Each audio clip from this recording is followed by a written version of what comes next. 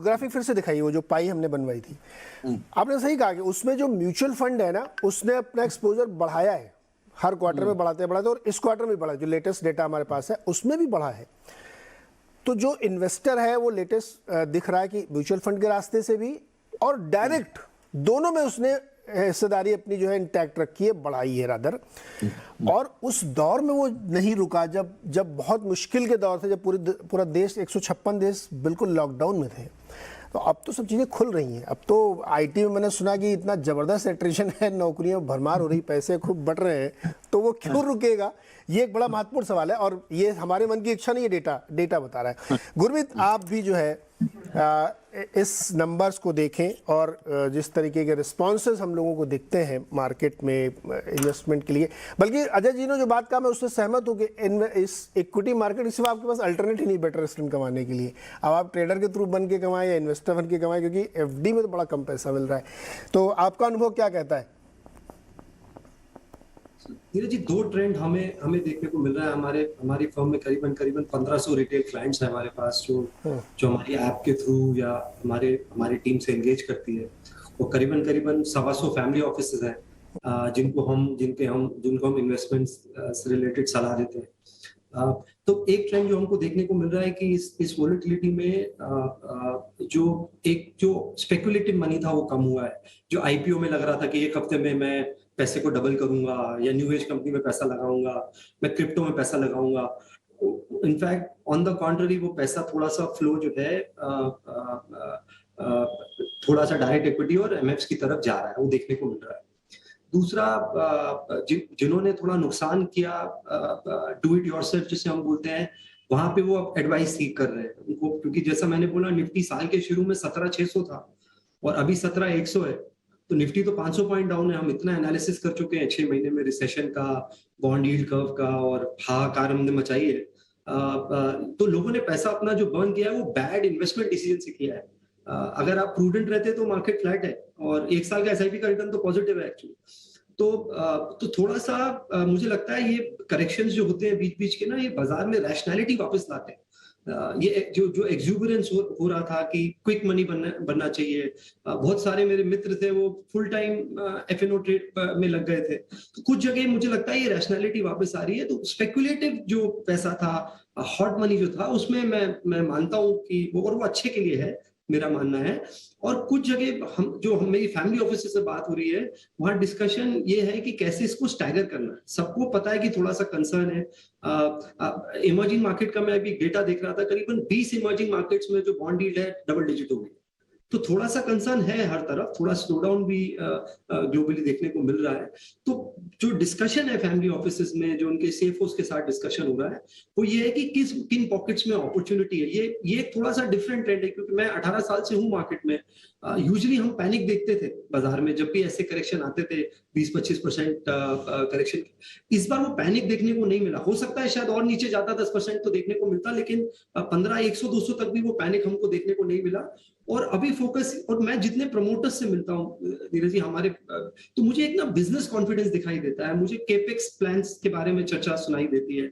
आप हर सेक्टर में देखिए, चाहे वो एपीआई है, चाहे वो इलेक्ट्रॉनिक मैन्युफैक्चरिंग है, चाहे वो बैंक्स जिस हिसाब से ब्रांचेस खोल रहा है डिस्पाइट ये जो फिनटेक चैलेंज है, आप हर सेक्टर में देखेंगे जो मार्केट लीडर है वो स्ट्रांग हो रहा है और एक्सपेंशन ऑफ बिजनेस कॉन्फिडेंस की बात कर रहा है। तो शॉर्ट टर्म में वॉलेटिलिटी है, वो मार्केट का इंटीग्रल पार्ट है।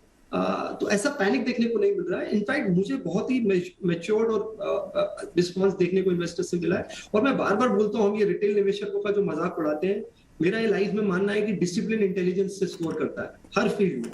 वो हमें अब देखने को मिल रहा है कि जो ज्यादा एनालिसिस कर रहा था, जो बहुत सुपर एनालिसिस कर रहा था, वो मार्केट में आज भी भारी बैठा है। और जो डिसिप्लिन में से एलोकेट कर रहा है वो कुछ है। रिटर्न एक्सपेक्टेशन इंपॉर्टेंट है। अगर आपका रिटर्न एक्सपेक्टेशन 10-15% है तो मुझे लगता है अभी भी मार्केट अच्छा है। करेक्ट। मनीष, करेंसी को लेकर भी एक सवाल आपसे बनता है, और ब्रॉड पिक्चर पे आप अपना व्यू रखिएगा इस बात पे भी। कई लोगों से मैंने बातचीत की, कई लोगों से समझने की कोशिश की कि जो हमारी करेंसी है उसको लेकर के बड़े लोग चिंता करते हैं, लेकिन बहुत सारे ट्रेजरी के लोग ये कहते हैं कि शायद बिल्कुल पीक के बिल्कुल करीब है आपका। हो सकता है 1-2 रुपये और वीक हो जाए, 82 तक जा सकता है, लेकिन वहाँ पे टॉप आउट हो जाएगा। तो ये भी एक बड़ा कंसर्न जो इंडियन सिस्टम में हम लोग देख रहे हैं कि हमारा इंपोर्ट बिल बहुत ज़्यादा बढ़ता जा रहा है, उसकी चिंता भी आपको लगती खत्म होगी, या अभी एक अंधी सुरंग है, ये पता नहीं कहाँ जाके आपको टनल के आखिर में लाइट दिखेगी? करेंसी ऑल्सो नीरज ऐसा है कि पोजिशनिंग ड्रिवन है, और पिछला महीने भर से अपना भी शायद बात हुआ इस बारे में कि मेरा स्ट्रॉन्ग एडवाइस था सभी को कि 80 के आसपास में आप अपनी position, even today I guess positioning इतना स्क्यूड हो गया है डॉलर का, लॉन्ग डॉलर की, आप उसको काट दे पोजीशन को, तो ये टेक्टिकल पोजीशनिंग है।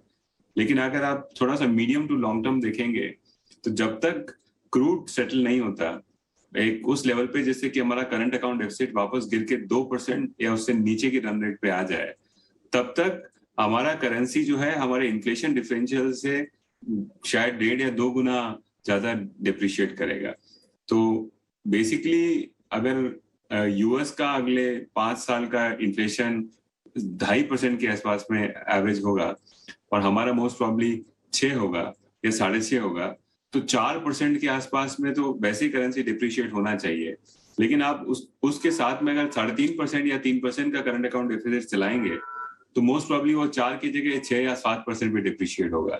तो इसके लिए आप अपनी बैलेंस शीट में, अगर आप इंपोर्टर हैं या एक्सपोर्टर हैं, खासकर कि ये मुद्दा सिर्फ उन लोगों के लिए या तो बहुत बड़े एचएनआईज हैं जिनकी बैलेंस शीट वो डिवर्सिफाई कर सकते हैं डॉलर में, या फिर आप मैन्युफैक्चरर या सर्विस इंपोर्टर एक्सपोर्टर हैं, तो उसमें मेरा मानना है कि एक टेक्टिकली इस पोजीशन को ट्रिम करना चाहिए। लेकिन स्ट्रैटेजिकली मीडियम टर्म के लिए अभी भी जब तक हम अगर क्रूड और करंट अकाउंट डेफिसिट को सेटल देखता ना पाए, तब तक हमारे पास उपाय नहीं है हमारी करेंसी को इंक्रीमेंटली सिर्फ 2 रुपए नहीं, शायद एक रन रेट जो पिछले 5-10 सालों से हम जिससे कमोबेश हम लोग कंफर्टेबल हैं, जो मोर लाइक 3-3.5% के आसपास में सालाना डिप्रिशिएट होता है, उसकी जगह शायद 6-7% पे डिप्रिशिएट करता चला जाएगा जब तक ये दोनों चीजें सेटल ना हो। ओके, तो ये चीज़ें सेटल ना हो तब तक चलेगा। और क्रूड को लेकर के थोड़ी सी असमंजस है, लेकिन शायद हमको लगता है $100 के आसपास तक की डिस्काउंटिंग कंपनीज करके चल रही हैं। अच्छा, चीन वाली एक जो जिक्र अभी गुरमीत ने किया था, मैं वहाँ पे अपने दर्शकों को खाली जानकारी के लिए बता दूं कि वहाँ पे एवरग्रांडे और बहुत सारे बिल्डर्स जो है डिफ़ॉल्ट कर रहे थे, तो अनुमान लगाया गया करीब $200 बिलियन की डिफ़ॉल्ट हो सकते हैं। लेकिन चाइनीज़ गवर्नमेंट से जो अवेलेबल डेटा है उन्होंने तुरंत काम किया और एक $44 बिलियन का फंड बनाया जिसके ज़रिए वो बेल आउट करेंगे। और फिर एकदम ताज़ा खबर ये निकल के आई कि $29 बिलियन का वो सस्ता कर्ज देंगे 2.25% पर। और उन तमाम बिल्डर्स को जो स्टक हो गए हैं या जो फंस गए हैं, जिनकी EMI रोक दी थी लोगों ने, बड़ा वहाँ पे धरना प्रदर्शन चल रहा था, वो सारे ईज आउट होते हुए दिखेंगे। तो एक बड़ा कंसर्न था कि अरे चीन में अगर ये डिफ़ॉल्ट हो गया तो क्या होगा। शायद चाइनीज़ गवर्नमेंट उसको ठीक करने या उसको बेल आउट करने के लिए सही तरीका लेके चली आई है। और वैसे भी उन सारे बॉन्ड्स पे बहुत ज़्यादा फॉरेन एक्सपोजर था नहीं कि अगर एवरग्रांडे डिफ़ॉल्ट कर भी जाए पूरी तरीके से तो बहुत फ़र्क नहीं पड़ता, क्योंकि उसमें बहुत ज़्यादा एक्सपोजर वर्ल्ड का नहीं था। तो ये तो है जानकारी। अब हम लोगों ने विश्लेषण काफ़ी कर लिया मार्केट का, जो एकदम समझ लिया ऊपर नीचे वाला। अब मुझे एक छोटा सा ब्रेक लेना कुछ सेकंड का, तुरंत लौट के आते हैं, कहीं जाइएगा मत। अब मैं ये सबसे पूछूंगा कि समझ तो लिया है, अब समझने के बाद करना क्या है। अजय सर से मेरी जानकारी चाहिए कि क्या मेटल इस समय दौड़ना शुरू हुआ। आज ही मैंने देखा डॉलर इंडेक्स में 10-11% की रैली आयरन ओर में बन गई है, वो रियल एस्टेट की खबर आते ही तो टाटा स्टील भाग गए, तमाम स्टॉक्स चलने लगे। तो क्या मेटल एक प्ले हो सकता है, बैंकिंग हो सकता है जहाँ पे क्रेडिट ग्रोथ इतनी बढ़िया निकल के आ रही, ये सब एक बहुत ही छोटे से ब्रेक के बाद।